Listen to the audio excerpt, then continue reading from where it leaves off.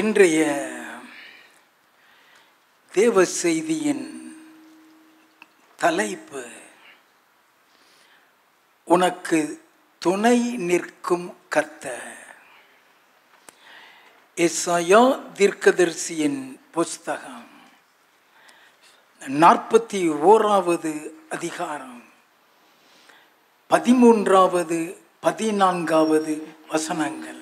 உன் தேவனாய் இருக்கிற கர்த்தராகிய நான் உன் வலது கையை பிடித்து பயப்படாதே, நான் உனக்கு துணை நிற்கிறேன் என்று சொல்லுகிறேன். யாக்கோபு என்னும் பூச்சியே, இஸ்ரவேலின் சிறு கூட்டமே, பயப்படாதே, நான் உனக்கு துணை நிற்கிறேன் என்று கர்த்தரும் இஸ்ரவேலின் பரிசுத்தரும் ஆகிய உன் மீட்பர் உரைக்கிறார். ஆண்டவர் சொல்லுகிறார், உன் தேவனாய் இருக்கிற கர்த்தராகிய நான் உன் வலது கையை பிடித்து பயப்படாதே, நான் உனக்கு துணை நிற்கிறேன் என்று சொல்லுகிறேன் என்கிறார்.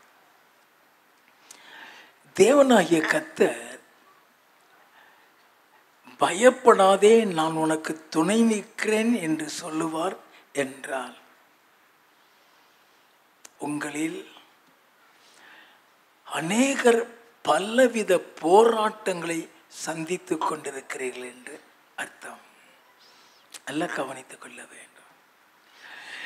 ஏதோ ஒரு காரியம் உங்களை கலங்கடிக்கிறது, ஏதோ ஒரு காரியம் உங்களை பயமுறுத்தி கொண்டிருக்கிறது.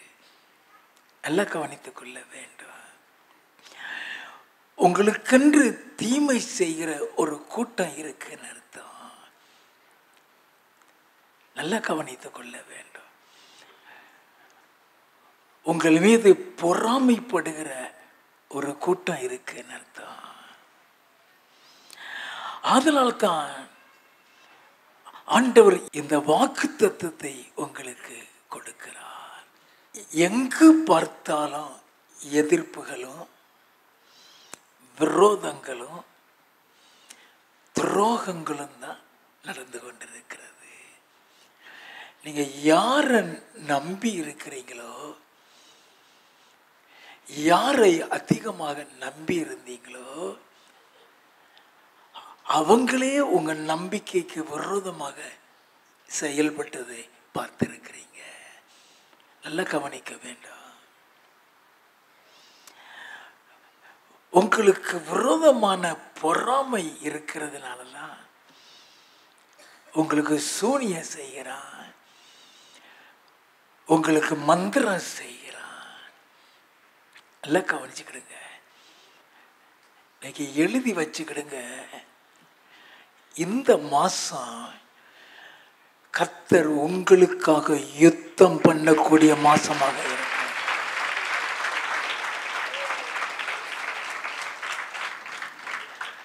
உங்களால வெளியே சொல்ல முடியல. உங்க கவலை அல்லது உங்க இருதயத்தில் இருக்கிற பாரத்தை யார்கிட்டையும் வெளிப்படுத்த முடியல. உங்களுக்குள்ளே அழுகிறீங்க, உங்களுக்குள்ளே ஜெபிக்கிறீங்க, உங்களுக்குள்ளே போராடி கொண்டிருக்கிறீங்க. உங்க இருதயத்தில் மறைந்திருக்கிற உங்க வேதனையை பார்த்த கர்த்தர் தான் சொல்லுகிறார், நான் உனக்கு துணை நிற்கிறேன் என்று சொல்ல. நல்லா கவனித்துக் கொள்ள வேண்டும். ஏதோ ஒரு கலக்கம், ஏதோ ஒரு பயம் உங்க குடும்ப காரியமா இருக்கலாம், உங்க தொழில் காரியமா இருக்கலாம், நீங்க வேலை பார்க்கிற இடத்தில் உள்ள காரியமா இருக்கலாம். எனக்கு யாருமே இல்லைன்னு நீங்க நினைக்கலாம். ஆனா கர்த்தர் உனக்கு துணை இருக்கிறன்னு கர்த்தர் சொல்லுகிறார்.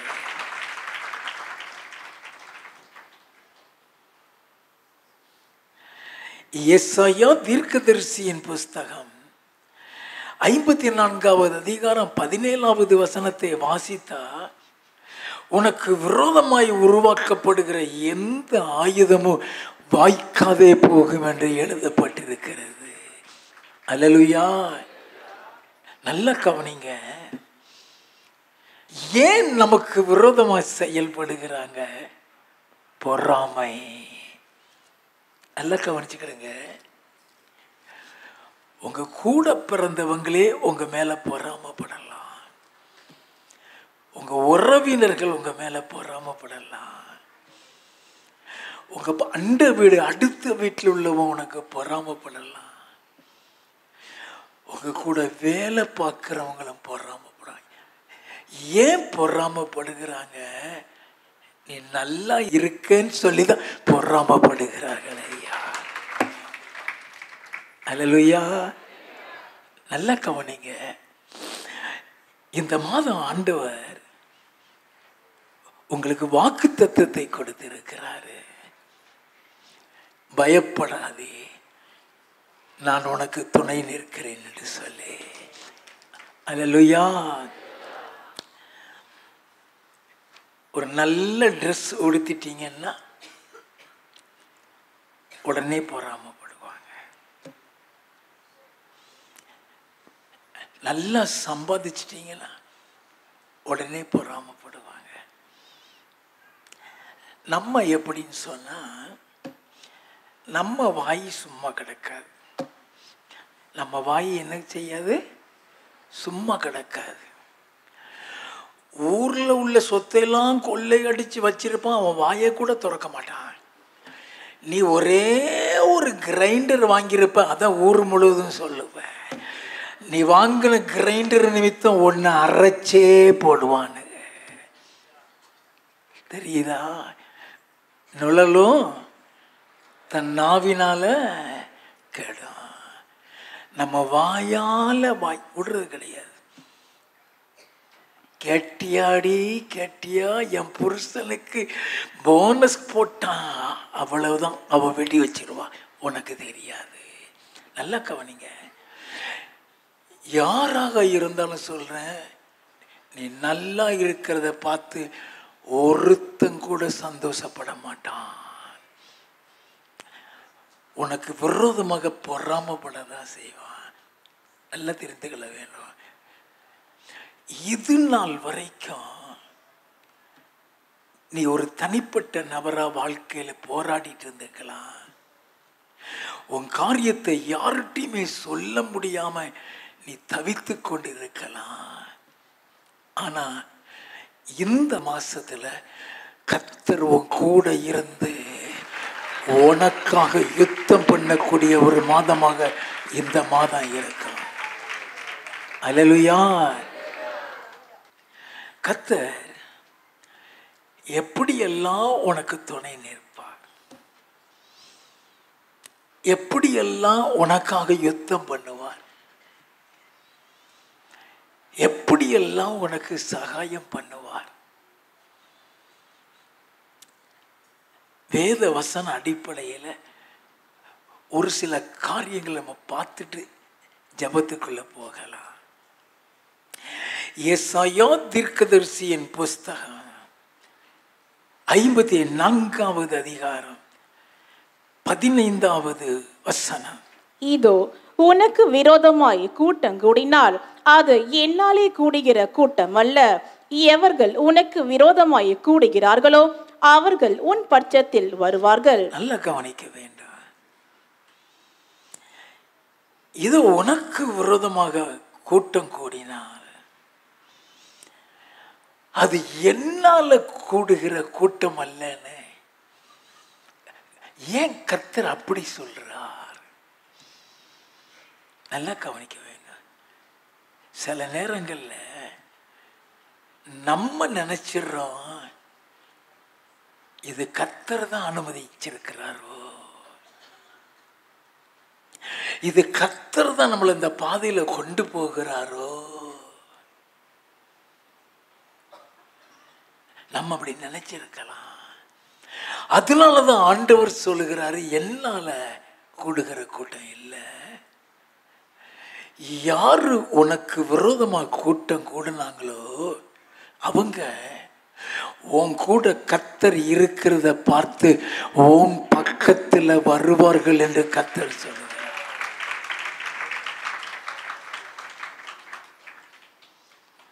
வேதத்தில் யோசேப்புன்னு சொல்லி ஒரு சிறுவன் இருந்தான். 17 வயசு தான் அவனுக்கு. சிறுவன் அவன். 17 வயசுங்கும் போது அவங்க காலத்தில் அது வாலிப பிராயம் கூட கிடையாது. வாலிப பிராயத்தை விட சின்ன பிராயம். அவன் கூட பிறந்தவங்களே அவனுக்கு விரோதமாக பொறாமப்பட்டாங்க. ஏன் பொறாமப்பட்டாங்கன்னா, அவன் கடைசியா பிறந்தான். அதனால அவன் தகப்பன் அவன் மேல ரொம்ப அன்பு செலுத்தினான். அவன் தகப்பன் அன்பு செலுத்தினது நிமித்தம் ஒரு பக்கம் பொறாம. அந்த நேரத்தில் பார்த்து அவன் ஒரு சொப்பனத்தை கண்டு சொன்னான். அந்த சொப்பனத்தை கேட்டதுக்கு அப்புறம் அந்த பொறாமை இன்னும் அதிகமாகிவிட்டது. எல்லாம் கவனித்துக் கொள்ள வேண்டும். அவனுக்கு விரோதமாக பல காரியங்கள் செய்தாங்க. நான் சொன்னேன்,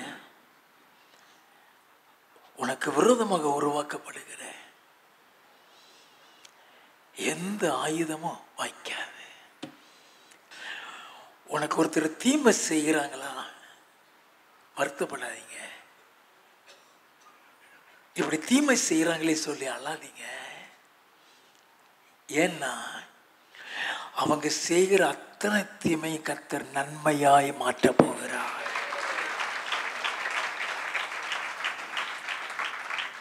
நாம் அதை நல்லா தெரிந்து கொள்ள வேண்டும்.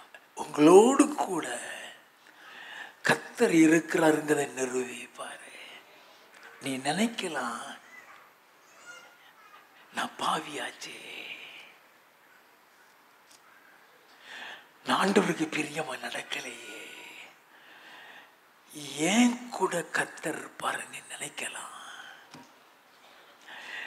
நீ நல்லவனோ கெட்டவனோ, நீ பாவியோ பாவி இல்லையோ, அவர் உன்னை நேசிக்கிறாருங்கிறத நீ அறிந்து கொள்வாய்.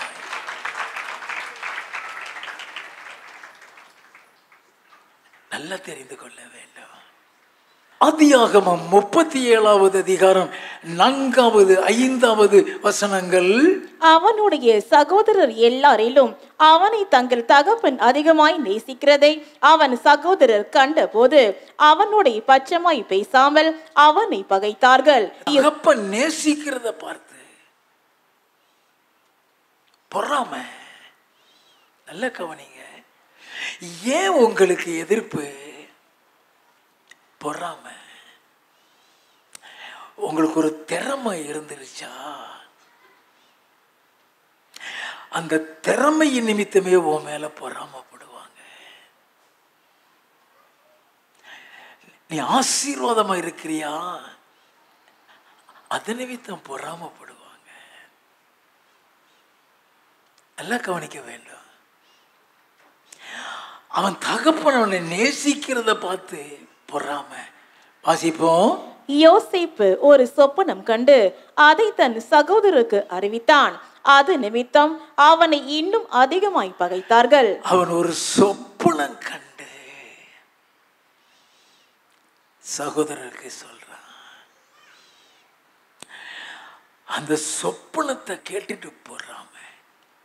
ஏன் பொறாம, ஏன் பகைக்கிறாங்க தெரியுமா? 11வது வசனம். அவன் சகோதரர் அவன் மேல் பொறாமை கொண்டார்கள். பொறாமை. அந்த பொறாமையில் அவங்க என்ன செய்யறாங்க? 18வது வசனத்திலிருந்து 20வது வசனம் வரை அவர்கள் அவனை தூரத்தில் வர கண்டு அவன் தங்களுக்கு சமீபமாய் வரும் முன்னே அவனை கொலை செய்யும்படி சதி யோசனை பண்ணி ஒருவரை ஒருவர் நோக்கி, இதோ சொப்பனக்காரன் வருகிறான், நாம் அவனை கொன்று இந்த குடிகள் ஒன்றிலே அவனை போட்டு ஒரு துஷ்ட மிருகம் அவனை பட்சித்தது என்று சொல்லுவோம், வாருங்கள், அவனுடைய சொப்பனங்கள் எப்படி முடியும் பார்ப்போம் என்றார்கள். எந்த அளவுக்கு பொறாமப்பட்டா இந்த அளவுக்கு தீமை செய்ய வேண்டும் என்று நினைப்பாங்க. நல்ல கவனிங்க. நம்ம வாழ்க்கையில நம்ம நல்லா இருக்கோங்கிறத சொன்னா கூட சந்தோஷப்பட மாட்டானுங்க. பொறாமை தான். அந்த பொறாமை நிமித்தம் தான் அவனை கொண்டு போடுவோன்னு நினைக்கிறாங்க. ஆளையே காலி பண்ணிடுவான். உங்களை சாகடிக்கணும்னு கூட மந்திரம் செஞ்சிருக்கலாம். நீங்க நாசமா போகணும்னு சொல்லி கூட மந்திரம் செஞ்சிருக்கலாம். கர்த்தர் அதை வாய்க்க விடாம இந்த மாதம் கர்த்தர் உங்களுக்காக யுத்தம் பண்ணுவார். நல்லா கவனித்துக் கொள்ள வேண்டும். 24வது வசனம், அவனை எடுத்து அந்த குழியிலே போட்டார்கள். ஒரு குழியில தூக்கி போடுறாங்க. 28வது வசனம், அந்த வர்த்தகரான மீதியானியர் கடந்து போகிற போது அவர்கள் யோசேப்பை அந்த குழியிலிருந்து தூக்கி எடுத்து அவனை இஸ்மவேலர் கையில் 20 வெள்ளி காசுக்கு விற்று போட்டார்கள். கூட பிறந்த சகோதரனை வித்துட்டாங்க 20 வெள்ளி காசுக்கு. எந்த அளவுக்கு பொறாமை இருந்தா அப்படி செய்வாங்க. நாம் நல்லா தெரிந்து கொள்ள வேண்டும். அநேக நேரங்கள்ல இந்த பொறாமை நிமித்தம் தான் உங்களுக்கு மந்திரமே வைக்கலாம். ஆனா அவன் மந்திரம் வச்சாங்கிறது உங்களுக்கு தெரியாது. உங்க தொழில் ஒண்ணு இல்லாம போயிடும், அல்லது சுகவீனமா மாறி ஆயிருவீங்க, அல்லது வருமானம் இல்லாம போயிடும். இப்படி பல போராட்டங்களை சந்திப்பீங்க. உங்களுக்கு பின்னால ஒரு கூட்டம் செயல்பட்டு இருக்கும், அது உங்களுக்கு தெரியாது. நாம் அதை அறிந்து கொள்ள வேண்டும். இப்ப யோசேப்பை வித்தே போட்டானுங்க. 36வது வசனம், அந்த மீதியானியர் யோசேப்பை எகிப்திலே பார்வோனின் பிரதானியும் தலையாரிகளுக்கு அதிபதியும் ஆகிய போத்திபார் என்பவனிடத்தில் விற்றார்கள். வித்துட்டானுங்க. இவனு அதை கொண்டு போய் இன்னொருத்தண்ட வித்துட்டான். திரும்ப இவன் தகப்பன் வீட்டுக்கு போக சந்தர்ப்பமே கிடையாது. அவனை பொறுத்த அளவுல இனி அவனுக்கு எதிர்காலமே கிடையாது. நல்லா கவனிங்க. உங்க இருதயத்துல கூட நீங்க நினைச்சிருக்கலாம், இனி நமக்கு ஒரு எதிர்காலம் கிடையாது. இதுவரைக்கும் பிரகாசித்துட்டு இருந்த நீங்க இப்ப பிரகாசிக்கவே முடியாத அளவுக்கு மடக்கப்பட்டிருக்கலாம், அல்லது ஒடுக்கப்பட்டிருக்கலாம். உன் எதிர்காலத்தை கொடுத்த நம்பிக்கை நீ இழந்து போய் கூட இருக்கலாம்.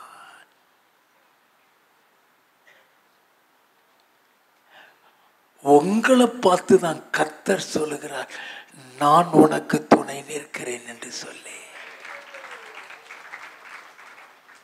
நல்லா கவனிக்க வேண்டும். அவனை எவ்வளவுதான் அவனை வித்து போட்டா கூட கர்த்தர் அவன் கூட இருந்தாரு. ஆதியாகமம் 39வது அதிகாரம் 2வது வசனம், கர்த்தர் யோசேப்போடு இருந்தார், அவனோடு கூட இருக்கிறார். இப்ப அவனை யோசேப்பை பார்வோனுடைய பிரதானியும் தலையாரியுமாக போத்திபார் வீட்டுல வித்துட்டு அவனுக்கு போயிட்டானுங்க. இந்த போத்திபார் வீட்லயும் இவனுக்கு விரோதமான சதி நடக்குது. அந்த சதியில அவன் விழல, அவனை பொய்க்குற்றம் சுமத்தி அவனை ஜெயில போட்டுருவாங்க. நல்லா கவனிங்க. எதிர்காலமே இல்லைங்கிற ஒரு நபர். ஆதியாகமம் 39வது அதிகாரம் 21வது வசனம், கர்த்தரோ யோசேப்போடு இருந்து அவன் மேல் கிருபை வைத்து சிறைச்சாலை தலைவனுடைய தயவு அவனுக்கு கிடைக்கும்படி செய்தார். சிறைச்சாலையில போட்டா கூட கர்த்தர் கூட இருக்கிறார். நீங்க நெருக்கப்பட்டு இருந்திருப்பீங்க இது வரைக்கும். ஒடுக்கப்பட்டு இருந்திருப்பீங்க இது வரைக்கும். நல்லா கவனிங்க. வாழ்க்கையில முன்னேறவே முடியாத ஒரு காலகட்டத்தில் நீங்க வாழ்ந்துகிட்டு இருப்பீங்க. அந்த சகல கட்டுகளையும் கர்த்தர் இன்றைக்கு முறித்து போடுகிறார்.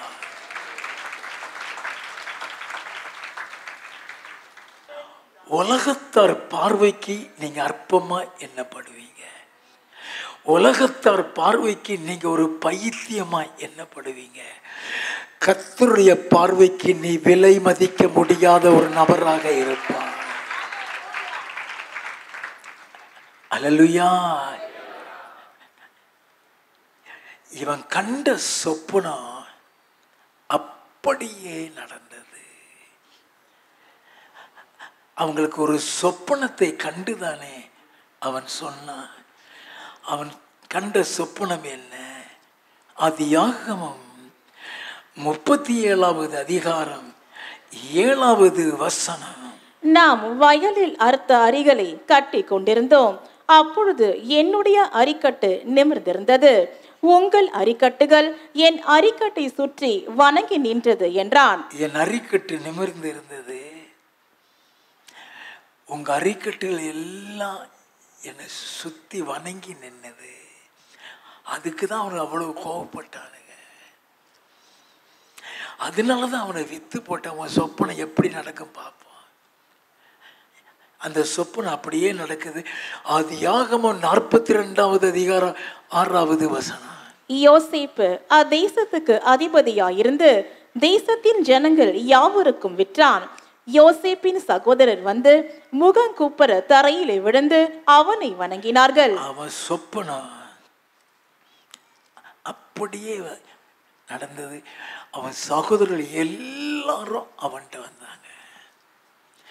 உனக்கு விரோதமாக ஒரு கூட்டம் கூடினா அது என்னால கூடுகிற கூட்டம் அல்ல. யார் உனக்கு விரோதமாய் கூடுகிறார்களோ அவர்கள் உன் பட்சத்தில் வருவார்கள் தானே கர்த்தர் சொன்னார். இப்ப அவன் விரோதித்து அவனை பகைத்து அவனுக்கு விரோதமாய் கூட்டம் கூடின அவன் சகோதரர்கள் எல்லாரும் இப்ப யோசேப்பின் பக்கத்துல வந்து நிற்கிறாங்க. ஏன் யோசேப்பு பக்கத்துல வந்து நின்னாங்களா? ஆதியாகமம் 50வது அதிகாரம் 19வது வசனத்தில் இருந்து யோசேப்பு அவர்களை நோக்கி, பயப்படாதிருங்கள், நான் தேவனா? நீங்கள் எனக்கு தீமை செய்ய நினைத்தீர்கள். நீங்கள் எனக்கு தீமை செய்ய நினைத்தீர்கள். தேவனோ இப்பொழுது நடந்து வருகிறபடியே வெகு ஜனங்களை உயிரோடே காக்கும் படிக்கு அதை நன்மையாக முடிய பண்ணினார். நல்ல கவனிங்க. எனக்கு தீமை செய்ய நினைத்தீர்கள். தேவனோ வெகு ஜனங்களை காக்கும்படி அதை எனக்கு நன்மையாக முடிய பண்ணினார். அல்லேலூயா. உங்களுக்கு யாரு யாரு என்ன என்ன தீமை செஞ்சாங்களோ அது நன்மையா முடியும். உன் ப்ரமோஷனை நிறுத்தி வச்சிருக்கிறாங்களா? நீ எதிர்பார்க்காத ப்ரமோஷனை கர்த்தர் உனக்கு கொடுப்பார். நல்லா கவனித்துக் கொள்ள வேண்டும். ஆண்டவர் உங்களுக்கு வாக்குத்தத்தத்தை கொடுக்கிறார். அடுத்தபடியாக எரேமியாவின் புஸ்தகம் 1வது அதிகாரம் 8வது வசனமும் 19வது வசனமும். நீ அவர்களுக்கு பயப்பட வேண்டாம். அவர்களுக்கு பயப்பட வேண்டாம். உன்னை காக்கும்படிக்கு நான் உன்னுடனே இருக்கிறேன் என்று கர்த்தர் சொல்லி. நல்ல கவனிங்க. ஆண்டவர் சொல்லுகிறார், நீ அவர்களுக்கு பயப்பட வேண்டாம். உன்னை காக்கும்படிக்கு நான் உன்னுடனே. அல்லேலூயா. கர்த்தர் உன் கூட இருந்தாங்கன்னா ஒரு மந்திரம் உன்னை தொட முடியாது. ஒரு மாந்திரி உன்னை தொட முடியாது. இனி உங்களுக்கு விரோதமாக செய்கிற மந்திரங்கள் வாய்க்காதே போகும். அல்லேலூயா. தைரியமா இருங்க. திரும்பி எனக்கு பாதிச்சிருமோ, திரும்பி அந்த சூனி அட்டாக் ஆகிருமோ, நீ பயப்படவே வேண்டாம். கொஞ்சம் கூட சந்தேகப்படாதீங்க. கர்த்தர் உங்க கூட இருக்கிறதை பார்ப்பீங்க. யாத்திராகமம் 14வது அதிகாரம் 5 முதல் 7 வசனங்களை வாசிக்க கேட்போம். ஜனங்கள் ஓடி போய் விட்டார்கள் என்று எகிப்தின் ராஜாவுக்கு அறிவிக்கப்பட்ட போது ஜனங்களுக்கு விரோதமாக பார்வோனும் அவன் ஊழியக்காரரும் மனம் வேறுபட்டு, நமக்கு வேலை செய்யாத படிக்கு நாம் இஸ்ரவேலரை போக விட்டது என்ன காரியம் என்றார்கள். அவன் தன் ரதத்தை பூட்டி தன் ஜனங்களை கூட்டிக் கொண்டு பிரதானமான 600 ரதங்களையும் எகிப்தில் உள்ள மற்ற சகல ரதங்களையும் அவைகள் எல்லாவற்றிற்கும் அதிபதிகளான வீரரையும் கூட்டிக் கொண்டு போனான். நல்ல கவனிங்க, ஒரு பெரிய இராணுவமே அவங்களுக்கு விரோதமாய் போகிறது. ஒருத்தன் 2 பேர் இல்ல. வேதம் சொல்லுகிறது பிரதானமான 600 ரதங்கள். எவ்வளவு தூரத்துக்கு இருக்கும், அவ்வளவு விரோதங்கள் வருகிறாங்க. 10வது வசனம், பார்வோன் சமீபித்து வருகிற போது இஸ்ரவேல் புத்திரர் தங்கள் கண்களை ஏறெடுத்து பார்த்து எகிப்தியர் தங்களுக்கு பின்னே வருகிறதை கண்டு மிகவும் பயந்தார்கள். அப்பொழுது இஸ்ரவேல் புத்திரர் கர்த்தரை நோக்கி கூப்பிட்டார்கள். பயந்து கர்த்தரை நோக்கி கூப்பிட. அதனாலதான் ஆண்டவர் பயப்படாதே, நான் உனக்கு துணை நிற்கிறேன் சொல்றாரு. அல்லேலூயா. யாரும் உங்களை கைவிட்டாலும் கர்த்தர் கைவிட மாட்டார். அல்லேலூயா. 13வது 14வது வசனங்கள். அப்பொழுது மோசே ஜனங்களை நோக்கி, பயப்படாதிருங்கள், நீங்கள் நின்று கொண்டு இன்றைக்கு கர்த்தர் உங்களுக்கு செய்யும் இரட்சிப்பை பாருங்கள். இன்றைக்கு நீங்கள் காண்கிற எகிப்தியரை இனி என்றைக்கும் காண மாட்டீர்கள். இன்றைக்கு காண்கிற எகிப்தியனை என்னைக்கும் காண மாட்டீங்கன்னு சொல்ற. வாசிப்போம். கர்த்தர் உங்களுக்காக யுத்தம் பண்ணுவார், நீங்கள் சும்மா இருப்பீர்கள் என்றான். உங்களுக்காக கர்த்தர் யுத்தம் பண்ணுவார். அல்லேலூயா. நல்லா கவனித்துக் கொள்ள வேண்டும். நீங்க சும்மா இருப்பீங்க. சும்மா இருந்த போதும் உங்களுக்காக கர்த்தர் 21, 22 வசனங்கள். மோசே தன் கையை சமுத்திரத்தின் மேல் நீட்டினான். அப்பொழுது கர்த்தர் முழுதும் பலத்த கீழ்காற்றினால் சமுத்திரம் ஒதுங்கும்படி செய்து அதை வறண்டு போக பண்ணினார். ஜலம் பிளந்து பிரிந்து போயிற்று. இஸ்ரவேல் புத்திரர் சமுத்திரத்தின் நடுவாக வெட்டாந்தரையிலே நடந்து போனார்கள். சமுத்திரத்தின் நடுவாக வெட்டாந்தரையிலே நடந்து போனார்கள். அவர்கள் வலது புறத்திலும் அவர்கள் இடது புறத்திலும் ஜலம் அவர்களுக்கு மதிலாக நின்றது. ஜலம் அவர்களுக்கு மதிலாக நின்றது. நல்ல கவனிங்க. கடல் பிளந்துருச்சு. கடல் வழியா நடந்து போறாங்க. 24வது 25வது வசனம். கிழக்கு வெளுத்து வரும் ஜாமத்தில் கர்த்தர் அக்கினியும் மேகமுமான ஸ்தம்பத்தில் இருந்து எகிப்தியரின் சேனையை பார்த்து அவர்கள் சேனையை கலங்கடித்து அவர்களுடைய ரதங்களிலிருந்து உருளைகள் கடலவும் அவர்கள் தங்கள் ரதங்களை வருத்தத்தோடு நடத்தவும் பண்ணினார். அப்பொழுது எகிப்தியர் இஸ்ரவேலரை விட்டு ஓடி போவோம், கர்த்தர் அவர்களுக்கு துணை நின்று எகிப்தியருக்கு விரோதமாய் யுத்தம் பண்ணுகிறார் என்றார்கள். அவன் கண்டுகிட்டான். ஓடி போவோம். கர்த்தர் அவர்களுக்கு துணை நின்று எகிப்திற்கு விரோதமாய் யுத்தம் பண்ணுகிறார். வாசிப்போம். கர்த்தர் மோசேயை நோக்கி, ஜலம் எகிப்தியர் மேலும் அவர்களுடைய ரதங்கள் மேலும் அவர்களுடைய குதிரை வீரர் மேலும் திரும்பும்படிக்கு உன் கையை சமுத்திரத்தின் மேல் நீட்டு என்றார். அப்படியே மோசே தன் கையை சமுத்திரத்தின் மேல் நீட்டினான். விடியற் காலத்தில் சமுத்திரம் பலமாய் திரும்பி வந்தது. எகிப்தியர் அதற்கு எதிராக ஓடும் பொழுது கர்த்தர் அவர்களை கடலின் நடுவே கவிழ்த்து போட்டார். ஜலம் திரும்பி வந்து ரதங்களையும் குதிரை வீரரையும் அவர்கள் பின்னாக சமுத்திரத்தில் பிரவேசித்திருந்த பார்வோனுடைய இராணுவம் அனைத்தையும் மூடிக்கொண்டது. எல்லாத்தையும் மூடிடுச்சு. ஒண்ணு கூட பிழைக்கவில்லை. கர்த்தர் நமக்காக யுத்தம் பண்ணினார்னா எதிரியால தாங்கிக் கொள்ள முடியாது. அல்லேலூயா. இந்த மாசம் கர்த்தர் உங்களுக்காக யுத்தம் பண்ணுகிற மாசமா இருக்கு. அல்லேலூயா. ஏன்னா நீங்க அதிகமா பொறாமையை சந்திச்சுட்டு இருக்கிறீங்க. பக்கத்து வீட்டுக்காரன் கூட நல்லா பேசுறான், ஆனா உனக்கு விரோதமாக தீமை செய்கிறான். அல்லேலூயா. யாரையுமே நம்ப முடியாம வாழ்ந்துகிட்டு இருக்கிறீங்க. அதனாலதான் கர்த்தர் உனக்கு துணை நிற்கிறேன் என்று வாக்கு கொடுத்திருக்கிறாரு. அல்லேலூயா. ஏசாயா தீர்க்கதரிசியின் புஸ்தகம் 41வது அதிகாரம் 10வது வசனம். நீ பயப்படாதே, நான் உன்னுடனே இருக்கிறேன். திகையாதே, நான் உன் தேவன். நான் உன்னை பலப்படுத்தி உனக்கு சகாயம் பண்ணுவேன். என் நீதியின் வலது கரத்தினால் உன்னை தாங்குவேன். ஆண்டவர் சொல்லுகிறாரு, நீ பயப்படாதே, நான் உன்னுடனே இருக்கிறேன். திகையாதே, நான் உன் தேவன். நான் உன்னை பலப்படுத்தி உனக்கு சகாயம் பண்ணுவேன் சொல்லுகிறார். அல்லேலூயா. The Lord said that he will do favor. அல்லேலூயா. உனக்கு சகாயம் பண்ணுவேன்னு கர்த்தர் சொல்லுகிறார்.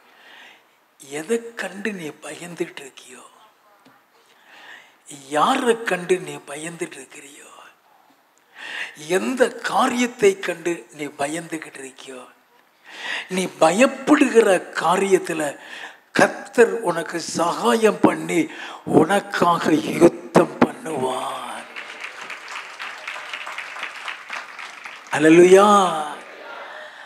2 நாளாகமம் 20வது அதிகாரம் 1 முதல் 4 வசனங்களை வாசிக்க கேட்போம். இதற்கு பின்பு மோவாப் புத்திரரும் அம்மோன் புத்திரரும் அவர்களோடு அம்மோனியருக்கு அப்புறத்தில் உள்ள மனுஷரும் கூட யோசபாத்திற்கு விரோதமாய் யுத்தம் பண்ண வந்தார்கள். சிலர் வந்து யோசபாத்தை நோக்கி, உமக்கு விரோதமாய் ஏராளமான ஜனங்கள் கடலுக்கு அக்கரையில் இருக்கிற சீரியாவிலிருந்து வருகிறார்கள்.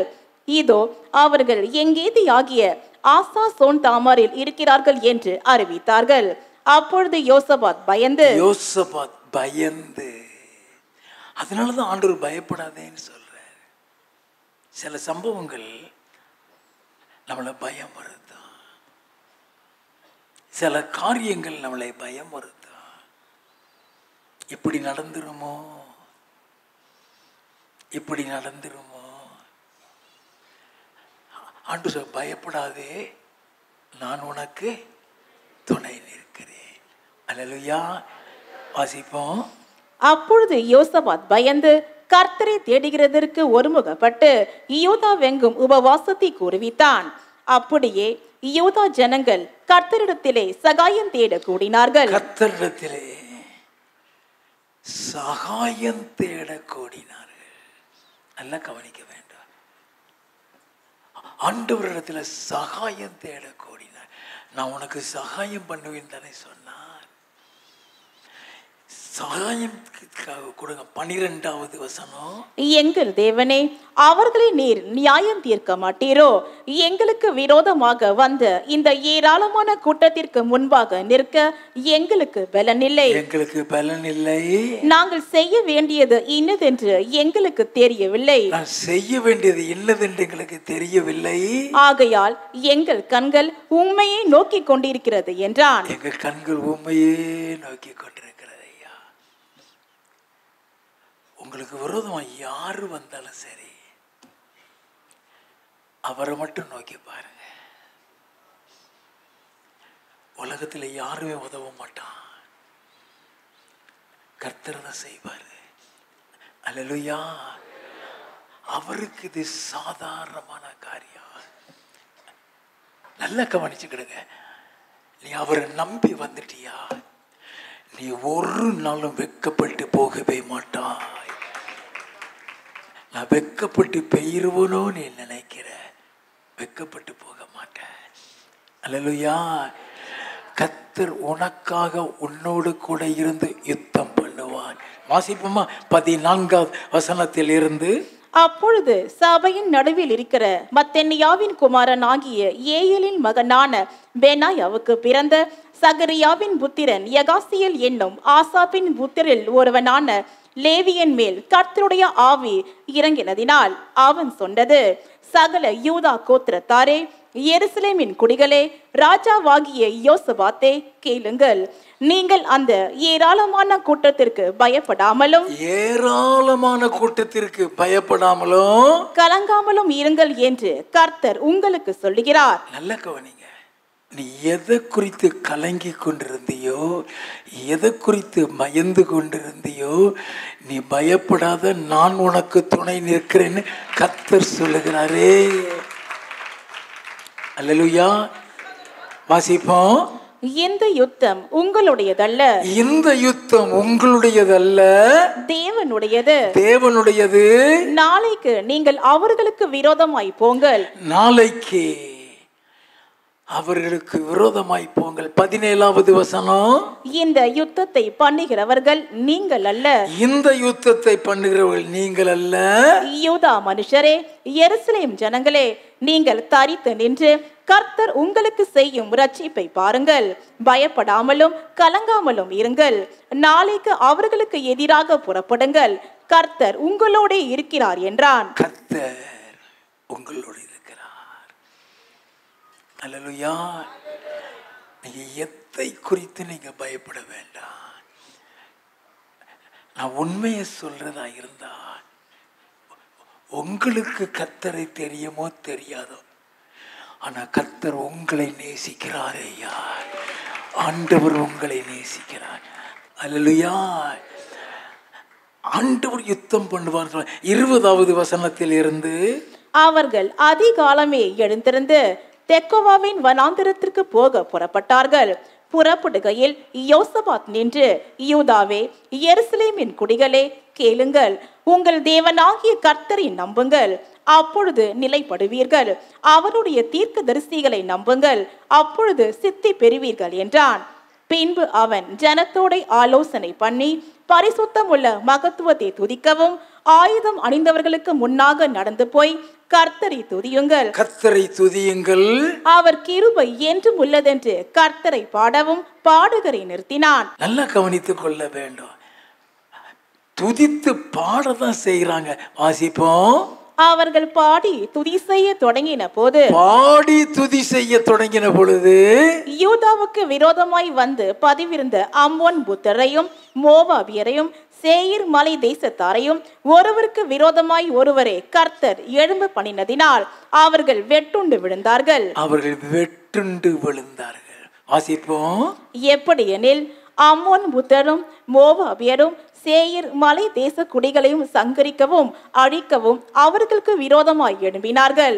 சேயீர் குடிகளை அடித்து தீர்ந்த போது தாங்களும் தங்களில் ஒருவரை ஒருவர் அடிக்கத்தக்க விதமாய் கை கலந்தார்கள். வந்தது யோசபாத்துக்கு விரோதமாக,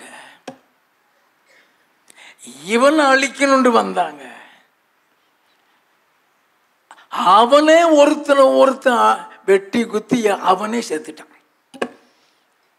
அல்லேலூயா, அல்லேலூயா. நல்லா கவனிக்க வேண்டும். சில நேரங்கள்ல மந்திரவாதிகள் பிசாசுகளை ஏவி விடுவாங்க. ஆண்டவர் திரும்பி போன்னு சொல்லுவாரு. அப்படி திரும்பி போன்னு சொல்லிட்டாருன்னா ஆக்ரோஷத்தோடு போய் செஞ்ச மந்திரவாதிய அழிச்சு போட்டு விடும். அல்லேலூயா. நல்லா கவனித்துக் கொள்ள. நிறைய நேரங்கள்ல கர்த்தர் செய்கிற காரியங்கள் நமக்கு தெரியாது. எசாயா தீர்க்கதரிசியின் புஸ்தகம் 41வது அதிகாரம் 11வது 12வது வசனங்கள். இதோ உன்மேல் எரிச்சலாய் இருக்கிற யாவரும் வெட்கி இலச்சை அடைவார்கள். உன்மேல் எரிச்சலாய் இருக்கிற யாவரும் வெட்கி இலச்சை அடைவார்கள். உன்னோட வழக்காடுகிறவர்கள் நாசமாகி ஒன்றும் இல்லாமற் போவார்கள். என்னது? உன்னோட வழக்காடுகிறவர்கள், உனக்கு தீமை செய்கிறவர்கள் அர்த்தம். வாசிப்போம். உன்னோடே போராடினவர்களை தேடியும் காணாதிருப்பாய். உன்னோடே யுத்தம் பண்ணின மனுஷர் ஒன்றுமில்லாமல் இல்பொருளாவார்கள். அல்லேலூயா. உன்னோட போராடினவங்களை தேடுனா கூட கிடைக்க மாட்டாங்களா?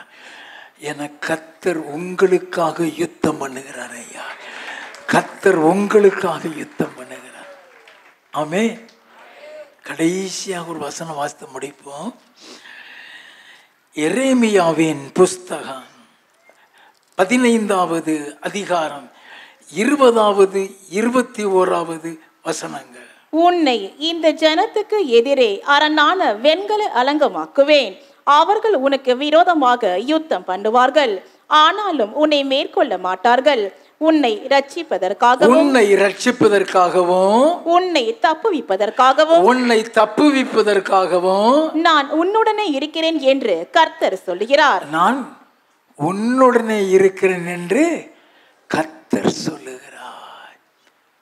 உன்னோடு இருக்கிறேன் கர்த்தர் சொல்லுகிறார். நான் உன்னை பொல்லாதவர்களின் கைக்கு தப்புவித்து உன்னை பலவந்தரின் கைக்கு நீங்களாக்கி விடுவிப்பேன் என்கிறார். நீங்க யாருக்குமே இனி பயப்பட வேண்டாம். யாருக்குமே. அல்லேலூயா. கர்த்தர் உங்களுக்காக யுத்தம் பண்ணுகிறதை பார்ப்பீங்க. ஆமென்.